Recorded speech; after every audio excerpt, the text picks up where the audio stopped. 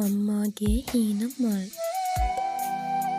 ගෙදර මුල්ලක තිබුණු පරණ මැහුම් මැෂිම අදත් නිහඬවම බලාගෙන ඉන්නවා.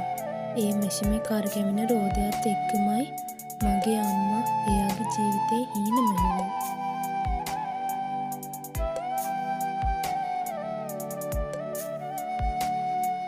මතකයි මට රෑ තිස්සේ නිදි වරාගෙන අනුන්ගේ රෙදි මහන අම්මා දිහා මම බලාගෙන හිටපු හැටි. අම්මේ දැන් නිදා ගන්නකෝ කියලා මම කියද්දි අම්මා hina වෙලා මගේ ඔළුව අත ගාලා කියන්නේ තව චුට්ටයි පුතේ උඹේ හෙට දවස ලස්සන කරන්නයි මේ මහන්සි වෙන්නේ කියලා. අම්මට තිබුණේ එකම එක හීනය ඒ මාව ලොකු මිනිහෙක් කරන එක. ඒ වෙනුවෙන් අම්මා එයාගේ ලස්සන ඇඳුම්, එයාගේ සතුට, එයාගේ කාලය හැමදේම කැප කළා.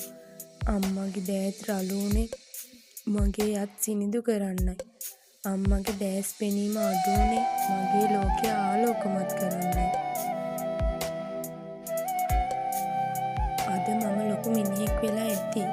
හැබැයි ඒ හැම දයාග්‍රාමයකම තියෙන්නේ අම්මා මහකට ඇඟිල්ලෙන් මැහුම් මැෂිම කරකවපු ඒ දහඩිය සුවඳ විතරමයි.